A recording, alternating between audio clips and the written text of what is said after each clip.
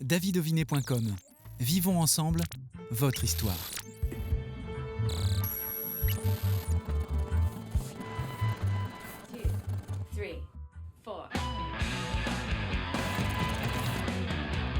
Bonjour à toutes et tous, soyez les bienvenus pour cet épisode consacré aujourd'hui à Philippe Le Gall. Salut Philippe. Bonjour.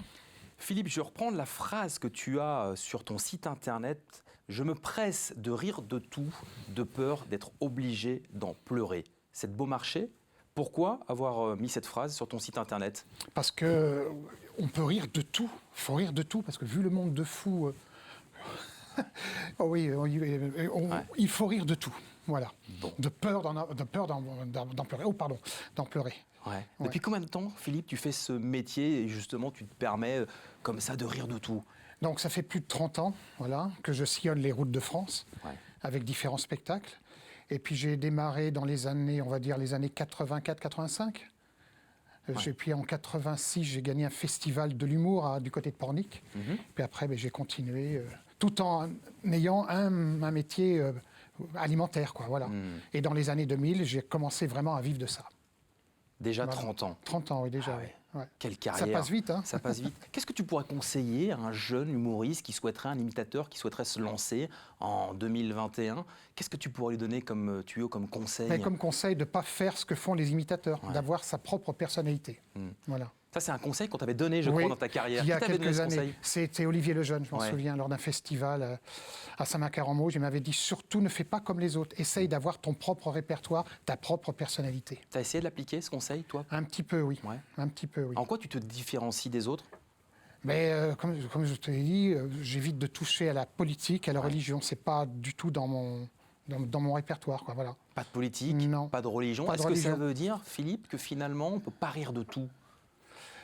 On peut rire de tout, mais sans forcément toucher à la politique.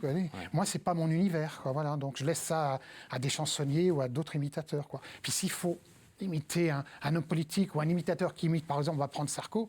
S'il faut voir un imitateur imitant Sarko, non, ça, voilà, copiant sur un autre imitateur, ça m'intéresse pas. Voilà. Pas de politique, non, pas de religion, non. C'est le pli que tu as pris pour depuis ton quelques univers. temps, Depuis quelques temps. Avec un spectacle que tu as produit, que tu as fait sur les routes de France pendant longtemps, le spectacle La Gazette du Titi, qui est un spectacle 100% musical, un peu de la guinguette finalement. Oui, une petite guinguette. Et puis là, depuis un an, je suis accompagné d'un accordéoniste et on sillonne là tout l'hiver, là de septembre jusqu'à décembre, on va faire une petite tournée, quoi. Voilà, dans le 85, 44 et 79. Voilà. Et puis à partir de février-mars, on va aller du côté de la Charente. Voilà. Bon. Pour présenter aussi ce spectacle, qui est toujours d'actualité. Qui est toujours d'actualité, voilà. Alors on le renouvelle un petit peu tous les ans, avec des nouvelles chansons et des nouvelles voix, parce qu'il y a quand même de l'imitation, mais c'est de l'imitation chantée. Voilà. Là, on est vraiment sur du musical. C'est du musical, oui. Ça. On va des années 40 aux années 70, quoi. Voilà. Donc c'est très sympa. Et puis il y a cette création, ce nouveau spectacle. La dernière création, là. Seul en scène ou presque ? Ouais, voilà. Oui, c'est vrai, seul en scène ou presque, parce qu'il y a quand même des voix qui sont avec moi. Voilà, bien sûr. Voilà. Et donc, on est dessus depuis le confinement, quoi. On va dire depuis janvier 2020. On a commencé à écrire un petit peu, puis il y a des choses qui ne me plaisaient pas, on a recommencé, quoi. Et donc, ça y est, le spectacle est bouclé. Et puis, à partir de novembre, je vais mettre avec un coach théâtral pour essayer de mettre en scène tous ces personnages, quoi. Voilà, qui sont d'une galerie de portraits. Voilà. Avec qui écris-tu ? Alors avec un monsieur qui s'appelle Bernard, qui est du Sud. D'accord. On se connaît depuis 2015. On avait déjà écrit un premier spectacle qui s'appelait Le Galerie des Stars. Et puis donc on a dit tiens, on va en écrire un deuxième, quoi. Et puis je pense que le deuxième est beaucoup plus abouti que le premier. Voilà. Puis il y a des voix nouvelles. Et puis l'écriture est plus aboutie. Voilà. Où est-ce que tu trouves l'inspiration ? Où est-ce que vous trouvez l'inspiration avec Bernard ? Eh bien, de temps en temps, l'actualité. Et puis, j'ai dit, tiens, pourquoi pas ou quand quelque chose m'énerve, j'ai dit, tiens, pourquoi pas voilà, hein. Là, par exemple, l'écologie. Je fais parler d'Annie Boone sur l'écologie. Donc, on a un texte où j'avais envie de faire revenir des vieux comédiens. J'ai un texte qui s'appelle « Le café du vieux ciné ». Voilà, où des comédiens sont dans un bar et puis racontent leurs souvenirs de cinéma, quoi. Voilà. On mélange des morts et des vivants. C'est ça qui est intéressant. C'est bien. Voilà. Humoriste, imitateur, Voilà, nous l'avons dit. Ouais. Comment travailles-tu tes voix?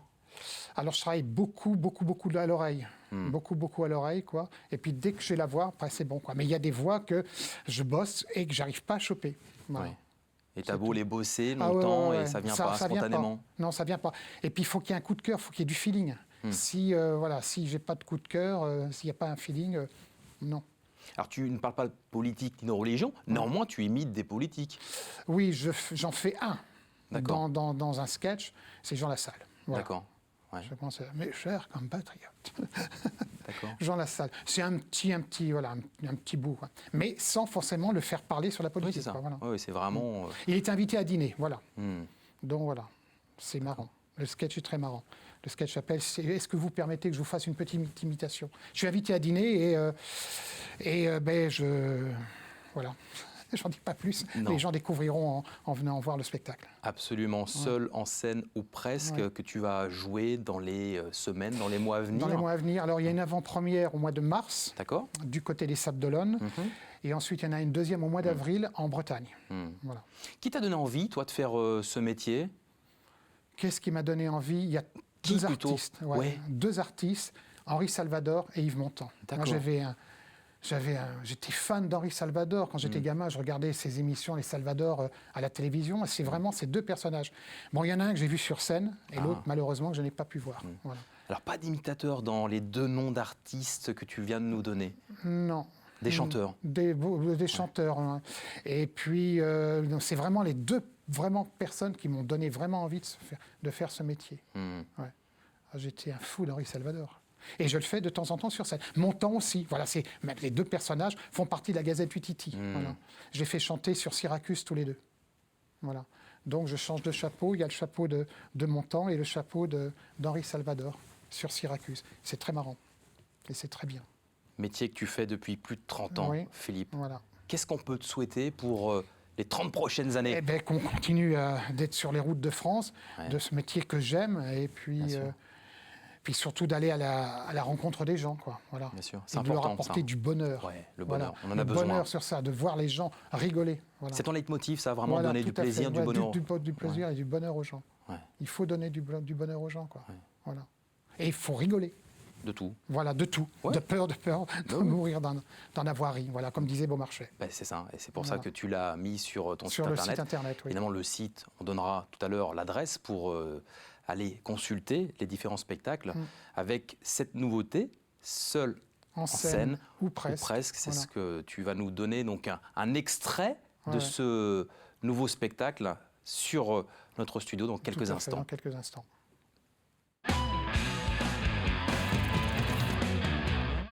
Oyez, oyez, mesdames, messieurs, achetez nos nouveaux tickets du Loto du patrimoine. Comme vous le savez, le Loto du patrimoine, cela permet de sauver tous nos très vieux monuments en péril. Voyez par exemple Ariel Dombasle. On n'a pas le droit de la laisser dans cet état-là. Non, on n'a pas le droit. Il faut la sauver. Son mari, Bernard-Henri Lévy, nous a contactés en nous disant « Je vous en prie, Stéphane, sauvez Ariel ». Alors aussitôt, je l'ai pris au mot pour Ariel. Voilà pourquoi, mesdames, messieurs, je vous invite à acheter nos nouveaux tickets. Vous achetez un ticket, vous grattez le ticket dans toutes les cases, et si vous découvrez les lettres BHL, c'est gagné. C'est pas compliqué. Et vous remporterez un superbe livre illustré intitulé « Le ravalement de façade pour les nuls ». Et en cadeau, une clé de 12 et un mode d'emploi qui vous explique comment démonter une éolienne. Oh non! Ah, quand je vois ce qui se passe en bas sur Terre, je ne regrette pas d'avoir rejoint le paradis des acteurs. Non mais c'est quoi ça? À mon époque, lorsque j'étais gendarme à Saint-Tropez, mon collègue Cruchot et moi-même, on faisait la chasse aux nudistes, sur les plages du Sud, parce qu'ils se baladaient sans rien pour cacher leurs bijoux de famille, et cela au mépris des principes élémentaires de la pudeur. De nos jours, on a pu voir dans toute la France les gendarmes qui faisaient la chasse à ceux qui se promenaient sans rien dans la rue pour masquer leur nez. Oh, on dirait bien que le niveau de la pudeur est monté d'un cran. Là, on n'est plus du tout sur le même appendice. Hein? Mais le nez, mais quand même, le nez, si on ne peut plus montrer son nez, mais où est-ce qu'on va? Hein? Moi, je vous dis, méfiez-vous, méfiez-vous. On est en train de restreindre vos libertés. Et c'est ce qui vous pend au nez. Et comme vous le cachez, mais évidemment, vous ne pouvez pas le voir. Et pourtant, ça se voit comme un nez au milieu de la figure. Ah, que votre monde est mal fait. Ah.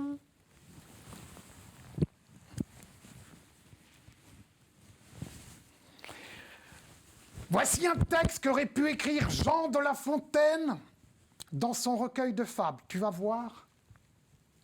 C'est énorme. C'est énorme. Ça s'appelle L'Estivale et la Covid. L'Estivale et la Covid. Déjà, rien que le titre, on voit qu'on est en plein dans l'actu. Alors attention, écoute bien, ça commence. L'Estivale ayant bronzé tout l'été, une déconvenue qu'à la rentrée fut venue. Plus un seul petit morceau à montrer de son museau. Alors que le reconfine, car la Covid sera digne, elle ne peut s'adapter à son visage masqué. Face à la nouvelle vague, encore elle fait du zèle, en sous-estimant le mal, ne rêvant que de balles, ne rêvant que de balles. Bon, la Covid n'est pas joueuse, c'est là son moindre défaut.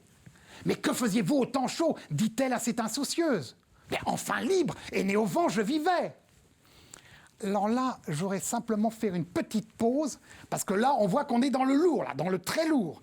Alors, attention, on n'est pas dans la niaiserie, ni sous le canapé rouge de la Kerdru, ni chez Delahousse, non. Là, on est dans le costaud. Alors, accroche-toi bien. Je reprends, je conclus. Mais que faisiez-vous au temps chaud, dit-elle à cette insoucieuse. Ben, enfin libre, et né au vent, je vivais, ne vous déplaise. Ah, vous viviez. J'en suis fort aise. Eh bien, mourrez maintenant. Ah, je vous avais dit que c'était du costaud. Ça plombe même la fin d'émission, mais c'est énorme. Philippe Le Gall, extrait de son spectacle, Seul en scène ou presque. Ouais. L'actu te concernant, les prochains spectacles, justement, parlons-en. Alors, la Gazette du Titi jusqu'au mois de décembre, une grande tournée avec l'accordéoniste. Et puis, à partir de mars-avril, donc, ces 2 avant-premières. Puis, je suis à la recherche de salles pour pouvoir tourner avec ce spectacle. Si vous voulez voir Philippe sur scène, le site internet qui s'inscrit. Merci de nous avoir suivis. Merci d'avoir suivi l'émission de Philippe Le Gall. Prenez le temps d'aller voir du spectacle vivant et on se retrouve la semaine prochaine pour un nouveau numéro de Backstage. Salut!